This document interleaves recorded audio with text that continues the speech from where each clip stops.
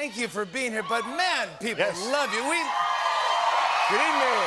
Hello, New York. Feel good, right? The life story of Keanu Reeves is an incredible journey of a man who, over the course of his film career, became an extraordinarily close figure for millions. Keanu is a rare example in this day and age of a very bright person, with a big heart and incredible friendship, which for many remains nothing more than a dream. Welcome to the Top Hub Legends. Keanu Reeves was born on September 2, 1964, in Beirut, Lebanon. He is the son of geologist Samuel Nowlin Reeves Jr. and costume designer-performer Patricia Bond. His father is an American of Hawaiian and Chinese descent, while his mother is English. Reeves's father earned his high school diploma while serving time for drug trafficking at Hilo International Airport, where he worked as an unskilled laborer in Hawaii. When Reeves's mother first met his father, he was working in Beirut, where they got married and had Keanu. However, in 1966, his parents divorced. Keanu had a turbulent childhood, constantly moving to different countries. He moved with his mother to Sydney, where he was introduced to Australian culture. Keanu has a biological sister named Kim, a half-sister named Karina Miller from his mother's side, and another half-sister named Emma Rose Reeves from his father's side. Afterward, his mother moved the family to New York, where in 1970 she married renowned Hollywood director Paul R. Nunn. Notably, Keanu's mother was married 4 times. However, this union didn't last long, and they divorced in 1971. Keanu, nevertheless, benefited greatly from this experience, and at the age of 9, he had the opportunity to work on the stage production Damn Yankees. Arnon, who lived nearby, suggested hiring Keanu for a position at the Hedgerow Theatre. The family later moved to Toronto, Canada. Since their grandmother was Chinese, Keanu and his sisters were exposed to many aspects of Chinese art and culture during their childhood years in Yorkville, Toronto. You were raised for a section of your life in Toronto. I was. What part? Tell me about this. Let's see, I think I arrived there, or the family did, when I was, I believe, 6, and I left when I was 20. You spent a long time there. Have fun memories? Absolutely, yeah. The formative years were formed in Toronto. And what qualities were formed there? What would you say is an ode to Toronto? Well, I had a great youth there. I went to a great grade school called Jesse Ketchum, and at the time it was just, I didn't realize what a unique, I guess, kind of environment it was for a kid. You could run in the streets, play, in school. There was really no racism. There was no class kind of distinctions. The school itself was very, culturally and class mix. And, so if you fought with someone, it was just kind of... Keanu attended various schools, including the prestigious Etobicoke School of the Arts in Toronto.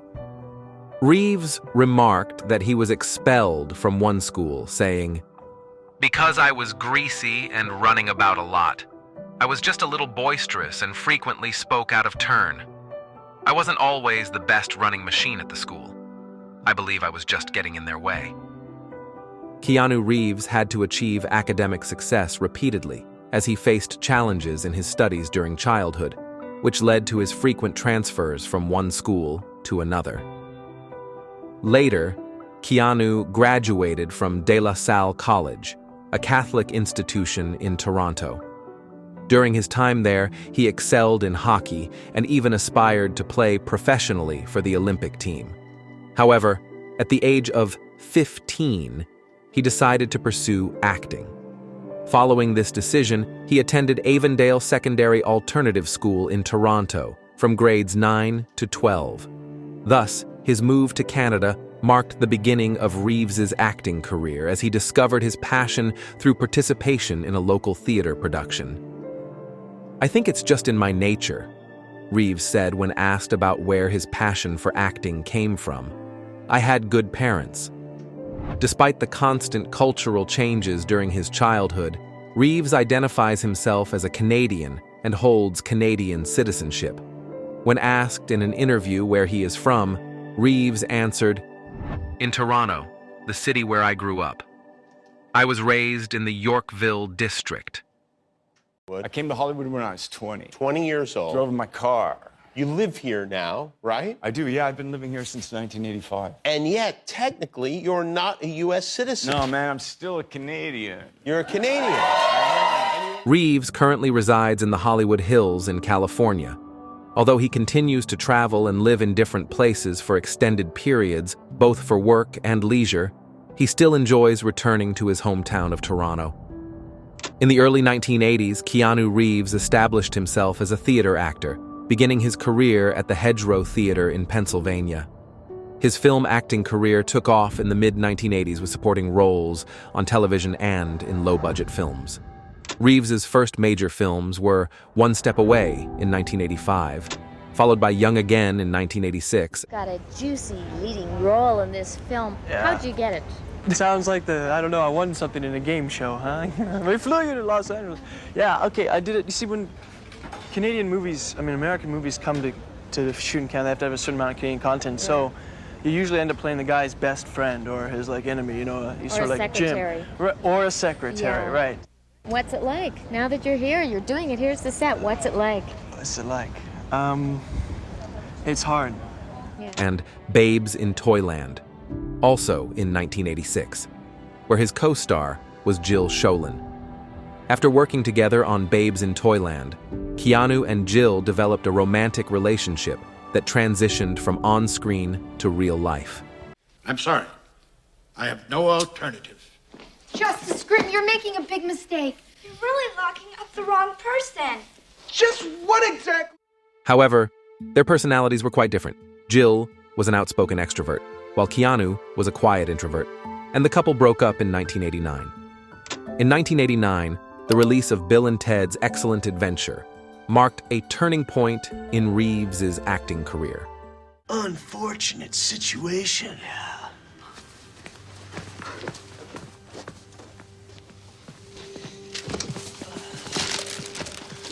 How? Come with us.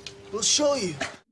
Bill and Ted is an American sci-fi comedy franchise created by Chris Matheson and Ed Solomon.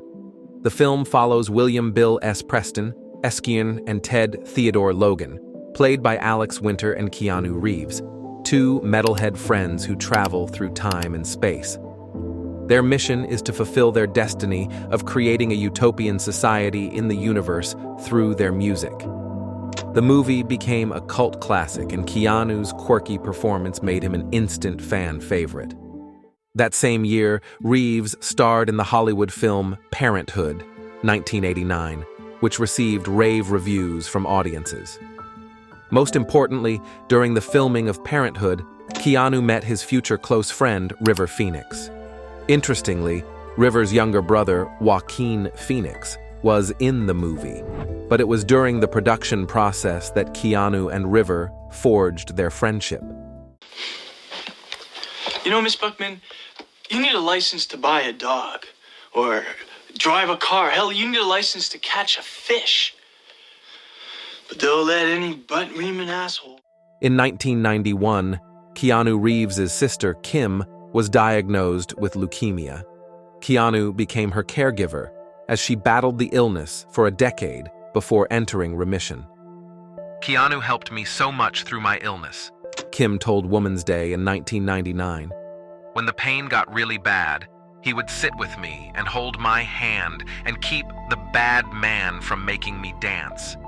He was supporting me and comforting me all the time, even when he was away." In response to his sister's struggle, Keanu established a non-profit organization.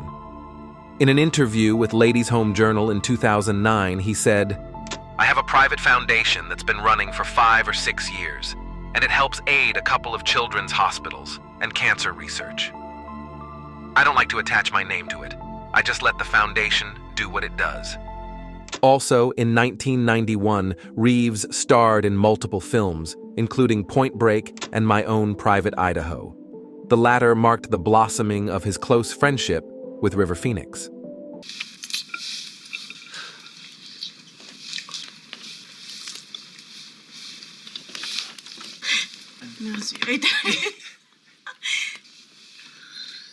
Phoenix initially almost turned down the role, but Keanu drove 1,300 kilometers from Canada to Florida to persuade him to accept the part. Phoenix agreed to star in the movie only on the condition that Keanu would also join the cast.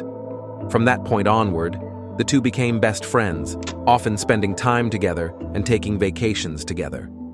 For us, one of the most beloved films of the 1990s, featuring Keanu Reeves, is undoubtedly Bram Stoker's Dracula, 1992, directed by Francis Ford Coppola. But I have already died, and I never drink wine.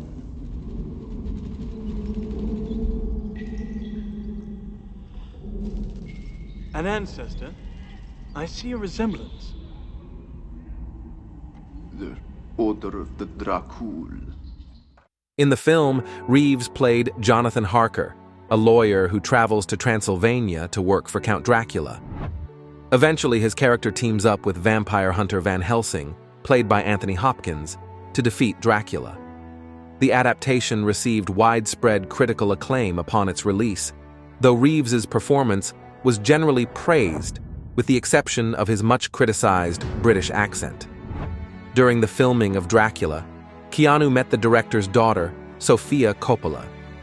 Although their romantic relationship was brief, they have remained close friends to this day. In 2023, they reunited for a Suntory whiskey commercial directed by Sofia Coppola, showcasing their continued creative connection. In Dracula, Keanu Reeves' co-star was Winona Ryder, who played Mina Murray, the fiancée of Jonathan Harker, played by Reeves, and the object of Count Dracula's Gary Oldman affection. While Keanu and Winona never dated in real life, an unusual twist emerged from the production. They may technically be married.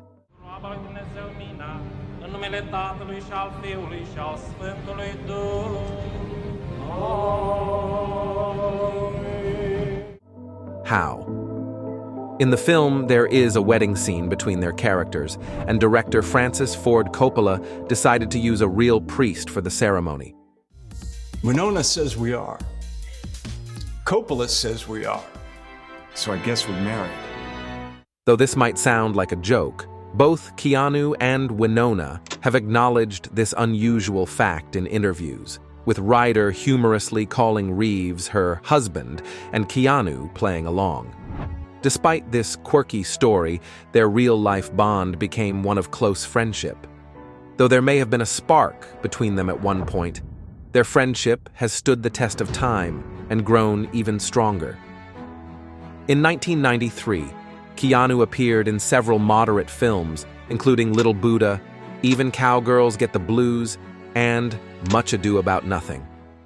His career was steadily climbing, but on October 31st, 1993, tragedy struck, a tragedy that remains a heavy subject for Keanu even today. River Phoenix, his best friend, died of a drug overdose. This devastating loss caused Keanu to pause his acting career for a year as he took time to grieve and recover. At the time of his death, River Phoenix had reportedly been sober for 2 months after suffering a severe drug-related health crisis. He was in the middle of filming the movie Dark Blood, but as he wasn't needed for night shoots, the director allowed him to return to California. "I'm going back to a bad, bad town," River reportedly said. River returned to Los Angeles on October 26, 1993, and according to his friend Bob Forrest, he fell into a massive drug binge with John Frusciante, the guitarist of the Red Hot Chili Peppers. Forrest described the events in his memoir, Running with Monsters, saying, "River spent the next few days at John's and likely didn't sleep a wink." This binge ultimately led to River's death outside the infamous Viper Room nightclub on Sunset Boulevard, a venue partially owned by Johnny Depp at the time. Though the club had a reputation as a small, unassuming hideaway, it was a refuge for celebrities seeking to escape the spotlight and unwind like ordinary people. Unfortunately, it was also a place where drugs flowed freely, away from the eyes of fans and paparazzi. River's death cast a dark shadow over the Viper Room, a tragedy that haunts its legacy to this day. For Keanu, it was an immense personal loss, as the two had shared an extraordinary friendship filled with laughter, creativity, and mutual respect. After River Phoenix's death, many were quick to attack Johnny Depp and his nightclub, the Viper Room, with some even blaming Depp for the tragedy. In a 1996 interview with Playboy, Depp addressed these accusations and blamed the media for spreading false rumors. "When River died, it happened at my club. It was very tragic, very sad, but they turned it into this fiasco of lies just to sell those damn magazines," he said. "They claimed he did drugs in my club, that I allow people to do drugs in my club. What an absurd idea. Am I going to spend a ton of money on this nightclub so everyone can come here and do drugs? I think that's a great idea, don't you? We'd never get caught. It's not like it's a high-profile place or anything, right?" Depp added that the rumors were disrespectful to River Phoenix and hurtful to his family. That lie was ridiculous and disrespectful to River. But beyond River and his family, who were trying to cope with their loss, what about the people who worked at the club? They have moms and dads in Oklahoma who are reading about the place their daughter bartends at and thinking, "Oh God, she's in Hollywood swimming with these horrible creatures." Returning to the tragedy, witnessing such a promising young actor die so suddenly was unbearably painful, especially for those close to him. River's younger brother, Joaquin Phoenix, his sister Rain, and several friends were present with him that night.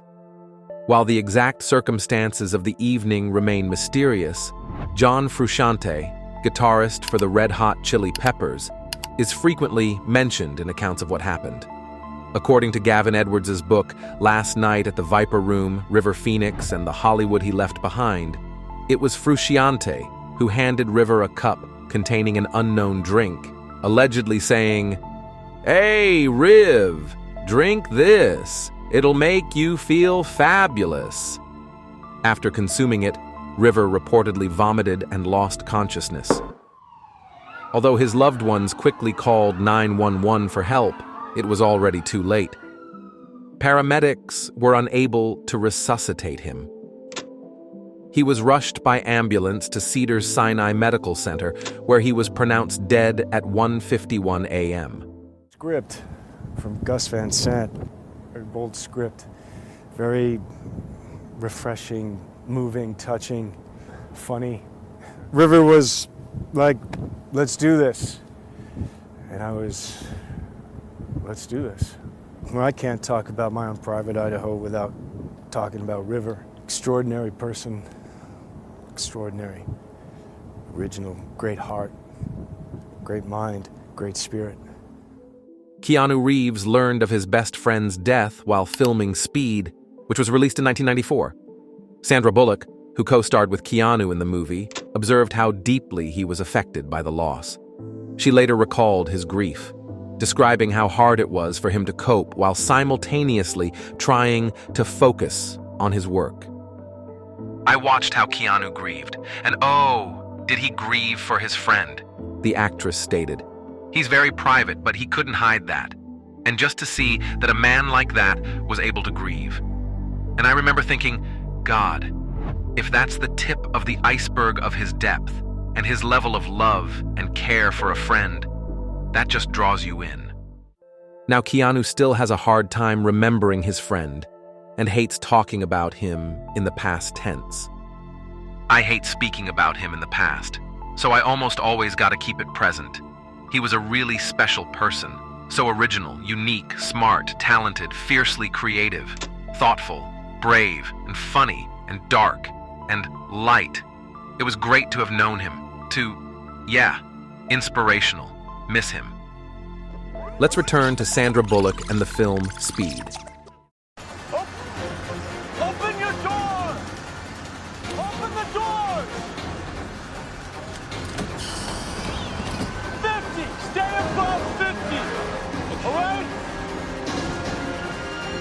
The plot of Speed, 1994, is indeed wonderfully simple.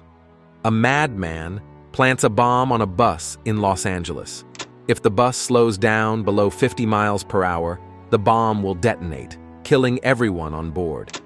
Naturally, it's Keanu Reeves' character, Jack Traven, who steps up to save the day.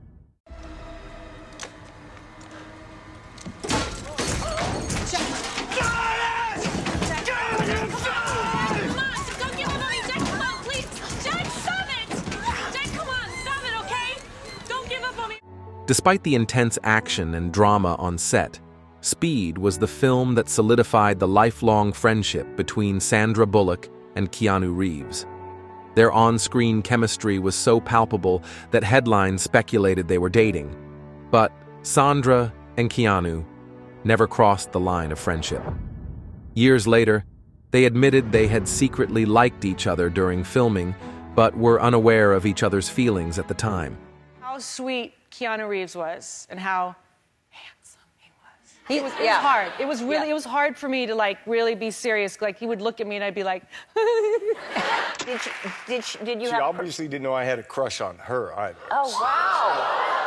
Yeah. I can't believe you both had crushes on each other and you were so scared. We were Over the years, their bond only grew stronger. In a 2021 interview with Esquire, Sandra revealed a touching memory. A few years earlier, she had casually mentioned to Keanu that she had never tried champagne and truffles. A few days later, he showed up at her door with both. He said, "I just thought you might want to try champagne and truffles to see what it's like," she recalled. Sandra also admitted in the same interview that the reason they never dated was her fear of ruining their friendship. But I think we're probably friends for that long because we didn't. Yeah, right. That. Is that how you do it? That's how I do it. Maybe that's why he didn't want to be with you. But who knows, she said. Keanu's a guy who, I feel like, is friends with every woman he's ever dated. I don't think there's anyone who has something horrible to say about him. So maybe we could have survived. Fast forward to 2023, Sandra faced the heartbreaking loss of her longtime partner, who passed away after battling illness. Keanu, someone all too familiar with loss, his best friend River Phoenix, and his late girlfriend Jennifer Syme, whom we'll discuss later, became an incredible source of support for her. He was more than just a shoulder to cry on. He made her laugh, lifted her spirits, and helped her see the possibility of brighter days ahead. In the spring of 2024, insiders revealed that Keanu was gently encouraging Sandra to open her heart to love again. Keanu's trying to get her to go out with the guy, just as friends, hoping something could build from it. Brian left some big shoes to fill, though, they said. So, there were no romantic relationships between Keanu Reeves and Sandra Bullock in 1994, despite their on-screen chemistry in Speed. At the time, Keanu began dating Autumn McIntosh, though their relationship lasted only a year. However, in 2004, the two reportedly rekindled their romance, and by 2005, they were said to have become engaged. That same year, rumors circulated that they had secretly married in a private ceremony. However, Keanu has never publicly confirmed either the engagement or the marriage. Returning to Keanu's films, after his one-year break following River Phoenix's death, 1995 saw the release of several films featuring him. Johnny Mnemonic, 1995. In this sci-fi thriller, Keanu plays Johnny, an information courier who has a secret data storage device implanted in his brain. What do you think? I mean, it's crazy, but if it's really the cure to NAS in my head, it could save you. I mean, it could save everybody. However, the stored information is so dangerous that it will kill Johnny if he doesn't remove it within 48 hours. Accompanied by Jane, Dina Meyer, a bodyguard, Johnny embarks on a desperate mission to find the passwords needed to save his life. A Walk in the Clouds. In this romantic drama, Keanu stars as Paul Sutton, a soldier returning home from World War II. Upon his return, Paul realizes he barely knows his young wife, Betty, Deborah Messing. He's nobody. My daughter can trace her ancestors back 400 years, and she has married a man with no past and no future. Tradition. It's a special time. It's a time of magic. And their strained marriage is further complicated by his lingering war trauma. While traveling, Paul meets the beautiful Victoria Aragon, Aitana Sanchez Gijon, and the two develop a close bond. Although the film received mixed reviews from critics, it was a commercial success, grossing $91 million against a budget of $20 million. The year 1996 greeted us with two more films. Feeling Minnesota.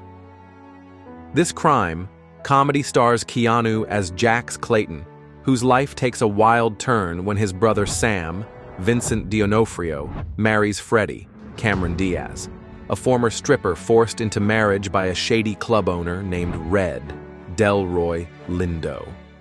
You have to get all dressed up, you know?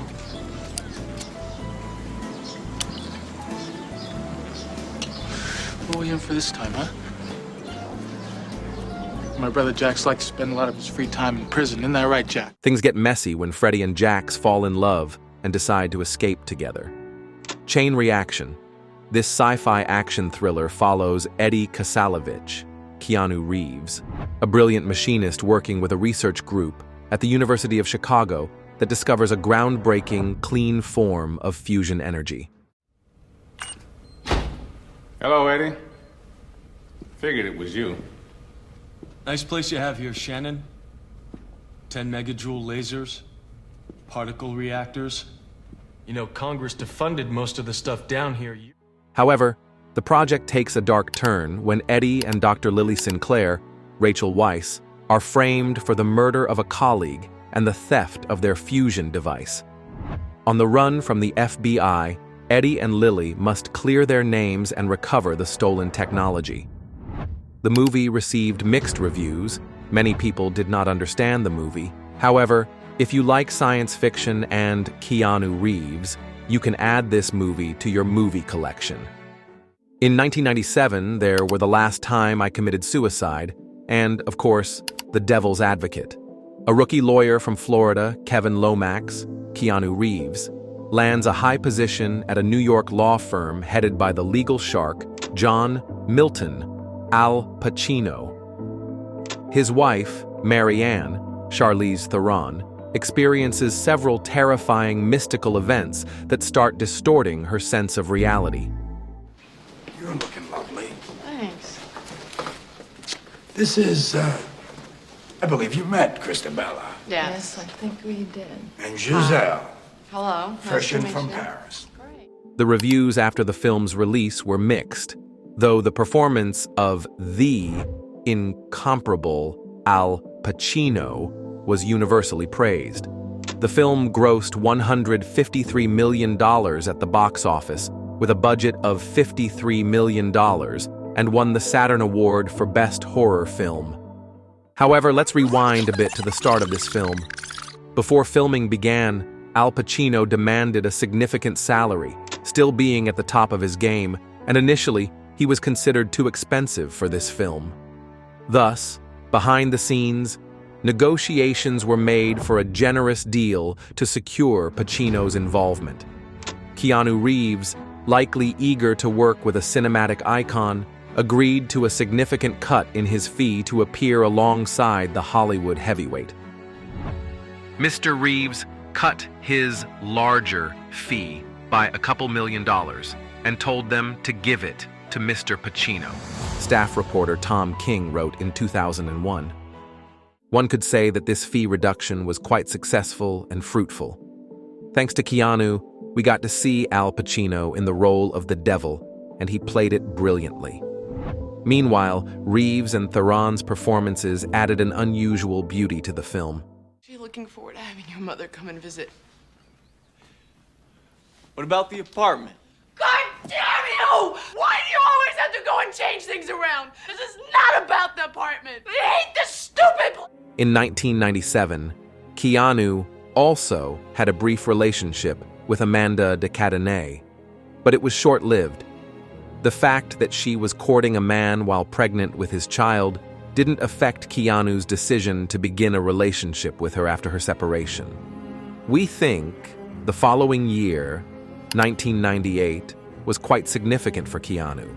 The filming of The Matrix, which changed his life, but more on that later, and meeting a girl who was probably his first serious love, which, unfortunately, didn't bring him happiness, but rather sadness and grief.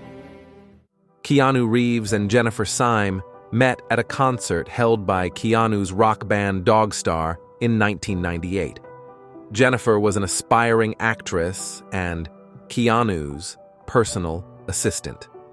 Her mother, St. John, later revealed that they had actually known each other for about 10 years, not just met at the party, and assured that she had been with Jennifer when they first met. However, she never shared the full story of how they met. Jennifer and Keanu began dating, and soon after, they announced that they were expecting their first child. Again, according to her mother, tabloids offered them a sum of $14,000 for a photo of Jennifer's baby bump. "We'd talked about getting the money and donating it to caring for babies with AIDS," Syme later told. However, Keanu, due to his shyness towards the public, declined the idea. On December 24, 1999, their daughter was born at 8 months old, but unfortunately, she was stillborn. After this, both Jennifer and Keanu fell into depression and couldn't cope with the loss together. So, a few weeks after the tragedy, they parted ways. They remained close friends and supported each other. In 2001, they decided to get back together. But as we know, this story didn't have a happy ending. On the night of April 1st, 2001, Syme was at a party at Marilyn Manson's house. A few hours earlier, she and Keanu had breakfast together at a cafe called Pancakes on Coal in San Francisco. Later, one of the guests drove her home, but by the morning of April 2nd, she had left her house. Syme died at the age of 28 that morning after losing control of her car, crashing into a row of parked cars, flipping several times and being ejected from the vehicle. Syme was buried next to her daughter in the Westwood Village Memorial Park Cemetery in Los Angeles, and David Lynch's film Mulholland Drive. I can't believe it. I'm just so excited to be here. I'm in this dream place. This one comes highly recommended. Which was released in May 2001, was dedicated to her, as indicated in the final credits. Her mother said that Jennifer never truly recovered from the loss of their daughter Ava, with Keanu. She was a very beautiful girl. The loss of Ava was the most painful thing that both of them ever had to go through, she said. For 5 years, Reeves remained silent about his loss, but in 2006, he decided to share his feelings. "When the people you love are gone, you're alone. I miss being a part of their lives and them being part of mine. I wonder what the present would be like if they were here, what we might have done together. I miss all the great things that will never be. I'm trying not to be alone so much. And man, it's a struggle. I want to get married. I want to have kids. That's at the top of the mountain. I've got to climb the mountain first. I'll do it. Just give me some time." So, let's return to The Matrix after this sad story. The script and direction of this sci-fi action film by the Wachowskis tells the story of Neo, a computer hacker who discovers that the life he knows is a complex illusion controlled by intelligent machines and joins a rebellion to free humanity from the titular simulated reality.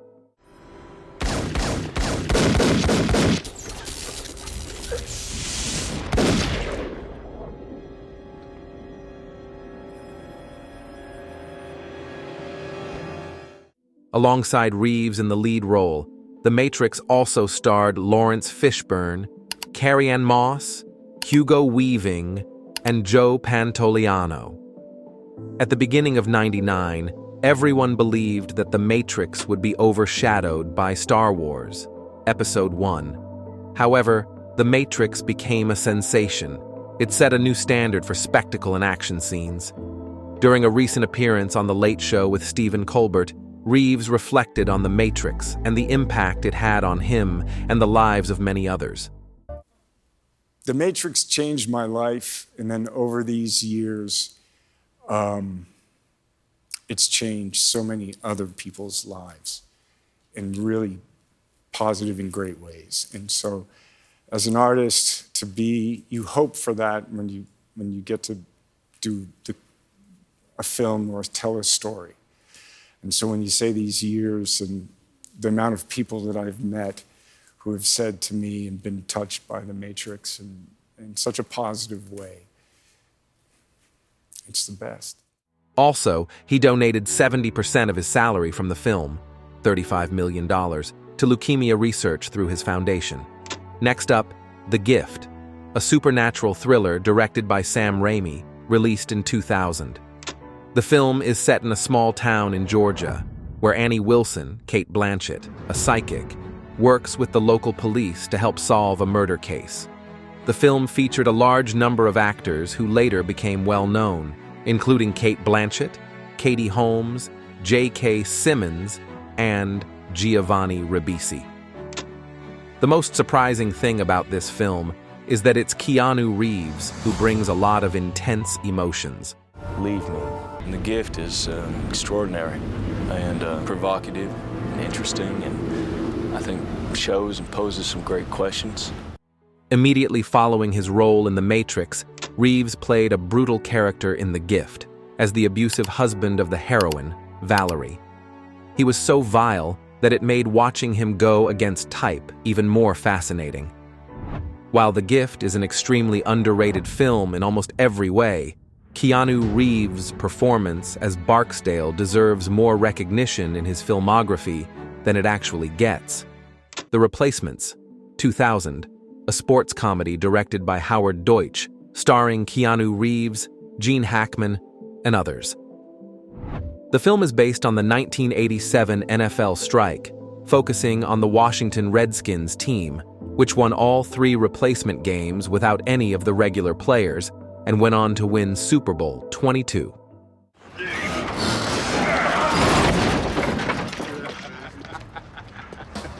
We got this.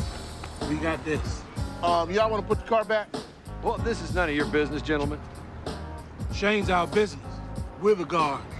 And we protect our quarterback. To prepare for the role of the key replacement quarterback Shane Falco, Reeves gained 27 kilograms and spent 2 months learning how to play football. I mean, it was interesting. For me, it was fun. I mean, the camaraderie amongst the actors, you're going through the training. I was playing with real football players, college players, ex-pros.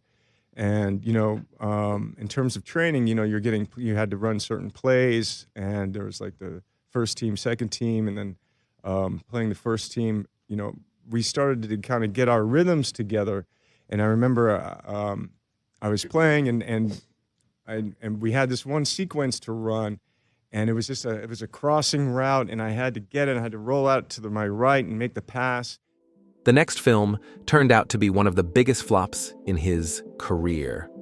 The 2000 thriller The Watcher casts Reeves as the villain in a story about a corrupt serial killer and an FBI agent on his tail. Hi, Joel. How's the heart, pal? The role of the killer didn't seem quite right for Reeves, and the actor admitted that I never found the script interesting. So why did he end up starring in this thriller? I never found the script interesting, but a friend of mine forged my signature on the agreement. I couldn't prove he did, and I didn't want to get sued, so I had no other choice but to do the film, Reeves revealed in a 2001 interview with The Guardian. The friend he referred to was none other than The Watcher director Joe Carbanic, whom Reeves knew after Carbanik directed a few music videos for his band Dogstar. Wanting to see how a star like Neo would perform against the script, Carbanik forged Reeves' signature on the contract, which also meant the actor had to agree to a much lower salary under the union scale compared to his co-stars James Spader and Marissa Tomei. Critics didn't appreciate this film, and Keanu Reeves himself hated it. "Oh, it was a disaster. I hate that movie. It's terrible. It's a disaster." Hardball, 2001, an American sports comedy drama film directed by Brian Robbins, starring Keanu Reeves in the lead role. The film centers on Connor O'Neill, Keanu Reeves, a compulsive gambler who secretly bet $6,000 on his deceased father's account and now owes money to 2 bookies. To repay the debt, he agrees to coach a baseball team of troubled 5th graders from Chicago's ABLA housing projects in exchange for $500 a week for 10 weeks. What's he listening to? Same song over and over. What is it? Big Papa and Notorious B.I.G. Well, one of his tapes, he made 5 of them. How's it go? I love it when you call me Big Papa. He waves his hands in the air. The film received fairly mixed reviews, and although there are touching moments between Keanu and his team, it wasn't enough to elevate it beyond the genre of a sports movie. In the same year, another movie with mixed reviews came out, Sweet November, a romantic drama starring Keanu Reeves and Charlize Theron. The two have nothing in common except for an hour spent together in a DMV hell. Intrigued by each other but not ready for a serious relationship, they agree on a rather unconventional courting method, a 1-month trial after which they will part ways. Are you okay? Yeah, I'm fine. What are you keeping there? Nothing. Nothing usually doesn't require a lock. What's wrong? Although this film did not break box office records, and critics noted that there was no chemistry between Keanu and Charlize, in real life they had been true friends since The Devil's Advocate. However, in May 2010, their friendship seemed to go beyond platonic bounds for one night. They were spotted together, photographed at a Beverly Hills restaurant, and later caught by paparazzi embracing and kissing as they left. After this, they were never seen together again, and neither of them ever commented on that night. Still, their friendship remains strong to this day. 2003 was the year Keanu Reeves reclaimed his status as a popular and in-demand actor, thanks to the releases of The Matrix Reloaded and The Matrix Revolutions, sequels to the 1999 sci-fi action hit The Matrix.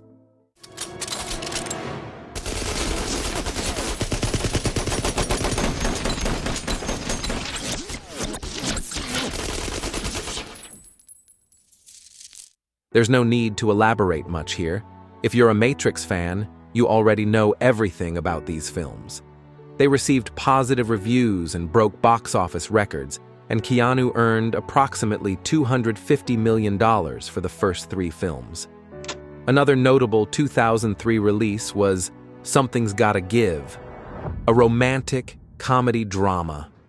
When aging playboy Harry Sanborn, Jack Nicholson, and his younger girlfriend Marin, Amanda Peet, arrive at the family beach house in the Hamptons, they learn that Marin's mother, the dramatic actress Erica Barry, Diane Keaton, is also planning to stay.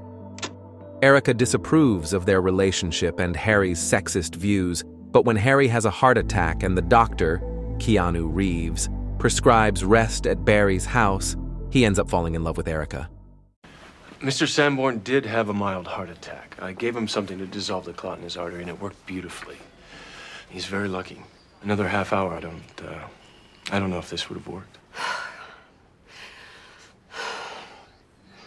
This was very intense. The film received good reviews, especially for the performances of Jack Nicholson and Diane Keaton, and was a commercial success, grossing $266 million worldwide against a budget of $80 million. Candles? Romantic.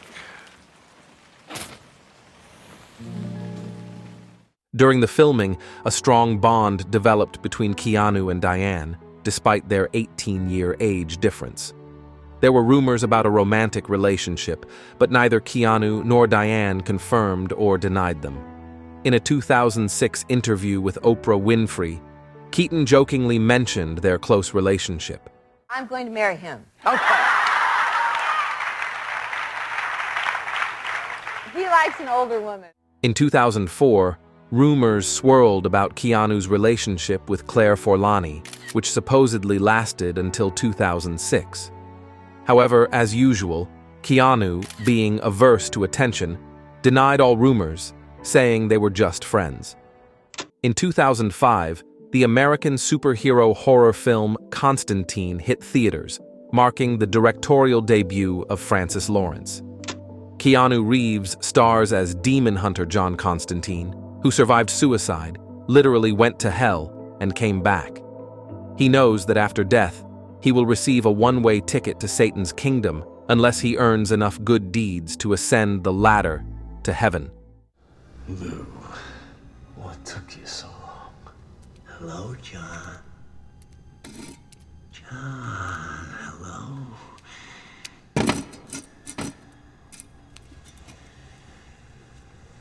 You're the one soul I would come up here to collect myself. When helping policewoman Angela Dodson, Rachel Weisz, investigate the suicide of her identical twin, Constantine becomes involved in a supernatural conspiracy involving both demonic and angelic forces. The film became a cult classic, though not immediately, since it isn't exactly a direct adaptation of the DC Comics, Vertigo Comics graphic novel, Hellblazer. I'm not sure about you, but in our humble opinion, it's one of the best films of Keanu Reeves. In 2022, a sequel was announced, but it's still in development. A Scanner Darkly is a 2006 American animated science fiction thriller for adults, written and directed by Richard Linklater, based on the 1977 novel by Philip K. Dick. You are about to witness for approximately 61 cents the perfect homemade silencer. That sure is some silencer. Just drive over to my place, kick back, get some... The idea of a director like Linklater making a futuristic neo-noir is more than unusual. He is better known for his life dramas, such as Dazed and Confused and the Before trilogy, which often focus on the mundane aspects of reality. This film, based on Philip K. Dick's 1977 novel, takes place in the near future, where the U.S. government has effectively lost the war on drugs. A new, powerful, hallucinogenic street drug known as Substance D has flooded the streets of Anaheim, California, causing its users to lose control of reality and react to it violently. Police officer Bob Arctor, Keanu Reeves, is tasked with breaking the supply chain and connecting with users James Barris, Robert Downey Jr., and Ernie Luckman, Woody Harrelson. Unfortunately, Arctor struggles to maintain his cover without using Substance D himself. He begins to participate in the cycle of abuse he was supposed to stop. What does a scanner see? Into the head? Into the heart? Does it see into me? Clearly? Or darkly? The film overall was well received and gained positive reviews, though at the box office, it was a flop. With a budget of $8.7 million, the film grossed just $7.7 million. Perhaps animated films are not for theaters, but rather for enthusiasts. The Lake House is a 2006 romantic fantasy film, the first collaboration between Keanu Reeves and Sandra Bullock since Speed, 1994. But perhaps not the reunion fans were hoping for. The premise of the romantic sci-fi hybrid, where he lives 2 years in the past and she can only communicate with him through love letters, meant that the actors barely worked together during filming. However, this didn't diminish the fact that they enjoyed working together. I'm so sorry, Alex. I wish somehow I could be there with you. That we could sit together and look out over the water and the light in this house your father built. The film received rather mixed, even unfavorable reviews, as the plot was quite convoluted and didn't deliver the melodrama fans were expecting. However, the film is still worth watching, if only for the magic it provides, romantic correspondence across time, the hope of meeting, and the magical encounter despite the 2-year time difference. Although Keanu Reeves starred opposite Sandra Bullock in the film after its completion, he began dating another actress from the movie, Lynn Collins. Their relationship was very private, and they rarely spoke about it publicly. However, they were seen together and photographed looking happy. By March 2007, it was revealed that they had parted ways. Street Kings is a 2008 American action film directed by David Ayer, featuring a cast of well-known and beloved actors: Keanu Reeves, Forrest Whitaker, Hugh Laurie, Chris Evans, Common, and The Game in leading roles. The story centers on Tom Ludlow, played by Keanu Reeves, a police officer in the Los Angeles Police Department who follows his own rules and controls the streets of Los Angeles. Konnichiwa. What? Konnichiwa. Konnichiwa means what's up. So what the f***'s up? We know what it means. Hey, you want to smoke?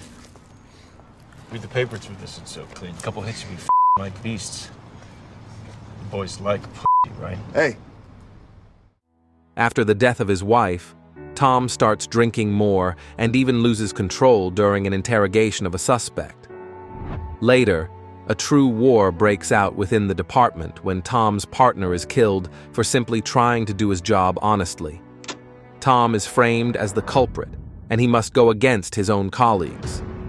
As the war between corrupt cops, of whom Tom himself is one, intensifies, some methods prove to be harsh and merciless. In one interview, Keanu Reeves admitted that he liked playing Tom Ludlow, finding his complexity and his brutality appealing. For the actor, it was enjoyable to portray someone so different from himself, which made the role attractive to him. While the film received mixed reviews, criticized for lacking intellectual depth in its typical violent story, it's a well-thought-out and interesting film. The plot is convincing, gripping, and keeps developing, and although you might predict one twist, you don't see them all coming. With a budget of $20 million, the film grossed $66.5 million at the box office. After filming Street Kings, Keanu was photographed with Martha Higareda together in the Beverly Wilshire Hotel in Los Angeles, prompting the media to suggest they were dating. However, both of them stated they were just friends. Next came The Private Lives of Pippa Lee in 2009, Henry's Crime in 2011, Side by Side in 2012, Man of Tai Chi in 2013, and 47 Ronin in 2013. Returning briefly to his relationships, we recall that in 2008 he was dating model Trini Woodall. When asked about it, they also claimed to be just friends with a shared love for and hobby of motorcycles. That same year, there was China Chow, whom they were first seen together with in June, when they were photographed topless during a vacation on the French Riviera. They were also seen together at a Lakers game and at a Hollywood party. However, their relationship ended just a few months later. In 2009, rumors circulated about his relationship with Cameron Diaz, but they remained just rumors, as they have been true friends for many years. We have now reached the film that became a new sensation and made Keanu Reeves just as popular as he was after The Matrix. The John Wick franchise is a dynamic, action-packed thriller about a former hitman seeking revenge on those who wronged him.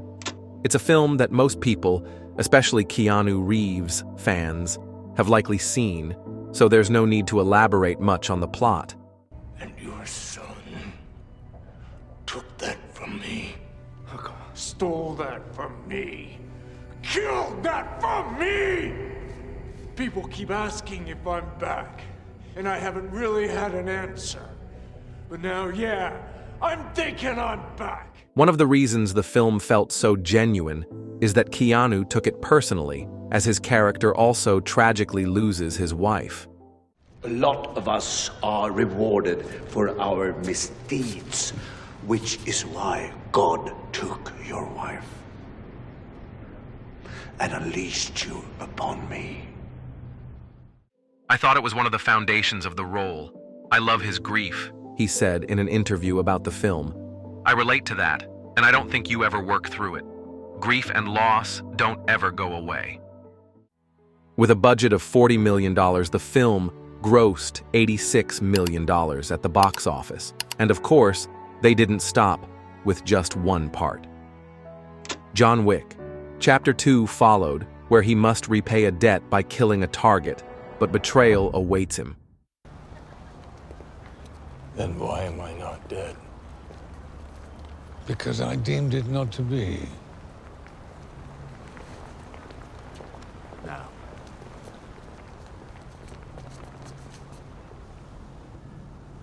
With a budget of $40 million, the film grossed $174 million, which surprised the developers.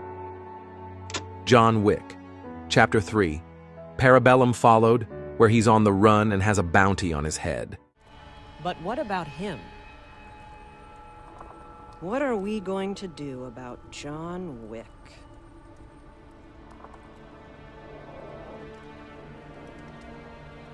Oh, he has to die. With a budget of $75 million, the film grossed $328 million worldwide. John Wick.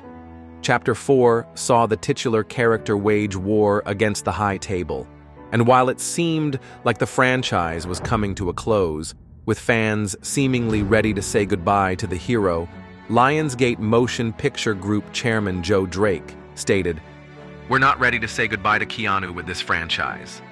You can agree with him, as the fourth installment grossed a record $426 million. However, Keanu himself commented on a potential John Wick 5. "You can never say never, but my knees right now are saying you can't do another John Wick. So my heart does, but I don't know if my knees can do it." Despite the uncertainty around the future of the franchise, there have been spin-offs, the TV series The Continental from the world of John Wick, and the upcoming spin-off film from the world of John Wick, Ballerina, which will be released on June 6th, 2025. We'll see what comes of these. Throughout the release of the franchise, Keanu has also appeared in other films. Though not all were successful, some were quite ambiguous, and sometimes it's unclear why they were made at all. These include Knock Knock, 2015, The Whole Truth, 2016, a box office flop with a budget of nearly $8 million, grossing only $1.7 million, The Neon Demon, 2016, The Bad Batch, 2016, and Siberia, 2018. Let's stop at the 2018 film Destination Wedding, a romantic comedy about two strangers, the bachelor Frank, Keanu Reeves, and the lonely Lindsay, Winona Ryder, who are both invited to the same wedding. I hope our flight's on time. Oh, it is. See, this airline has an excellent arrival departure. In this film, the two old friends, Keanu and Winona, reunite on screen. While the film didn't achieve huge success, both actors were thrilled about the opportunity to work together again, something they express in interviews. Yet, I have to say, you give the most unsexy sex scene I've ever seen. And it must have, I mean, that's a real achievement. Yeah, you're right. How was that as awkward as it appeared to? Well, the characters are like they've walked away from the wedding. They're going through the vineyard. They're walking, and they stumble upon a mountain lion, and they're confronted by this moment of like, are they going to be eaten? Are they going to die? And then we Mortality, basically man. run away, we fall down, and we end up, you know, sprawled together in the grass. Yeah. And because of this kind of flush of death, we get this flush of life. Right. And, you know, we start to go for it. Right. And But you really just can't make your mind up. well, I go You're in, just like, and then I don't go in, and then you come in, and then Next up was Replicas, 2018, a science fiction thriller that was marked by odd and sometimes funny dialogue and illogical character behavior, making it a clear flop. William, something's not right with me. Tell me the truth. There was a crash.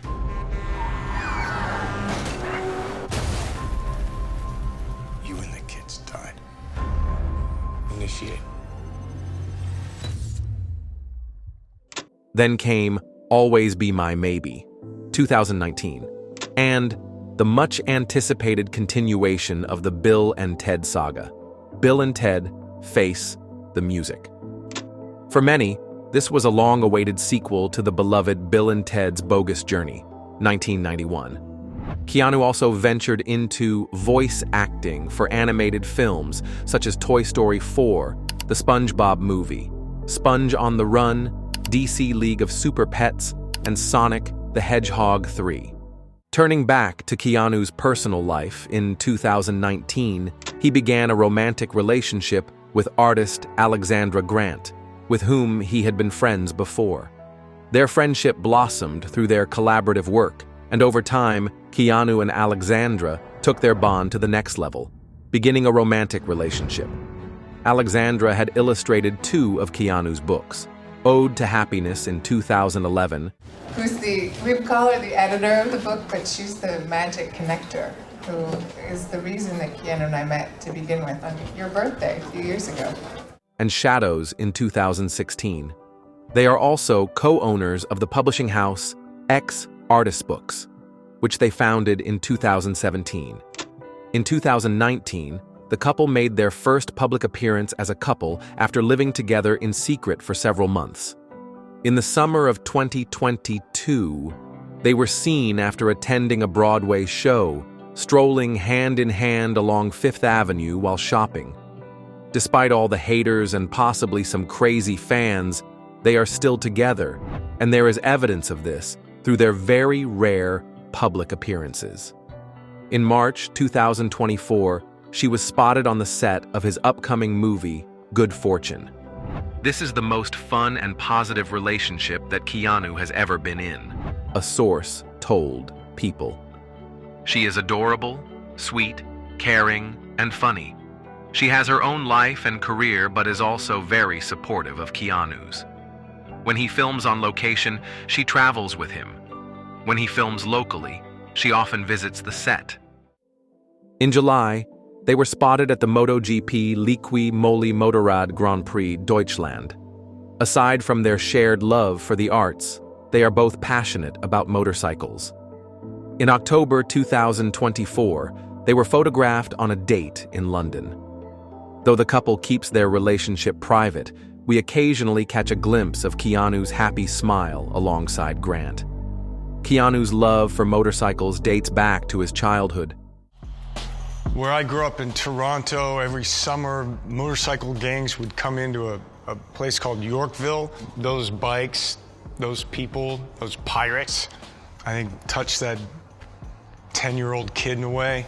I learned how to ride a motorcycle when I was doing a film in Munich. This young woman had an Enduro, and I asked her if she'd teach me how to ride it. And when I came back to Los Angeles, this is probably around 86, 87, I got my... His collection is easily worth hundreds of thousands, and he is also a co-founder of the well-known motorcycle company, Arch Motorcycle, based in Los Angeles. So this is where it all happens, kind of backstage, if you will. We have some client bikes here being worked on, and as of today, his net worth is approximately $380 million. While this figure doesn't place him on Forbes' list of the world's highest paid celebrities, he is still considered one of the wealthiest actors in the world. And at the end of this story, one thing can be said.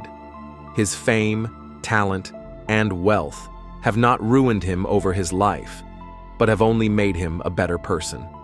Found this phenomenon, the sad Keanu, where people are taking a photo of you sitting on a bench eating a sandwich, looking a little bit sad, but so many people were worried about your welfare. No, I think that's lovely. But no, I think it was, people started to do funny things with that, sad Keanu. But you're not sad.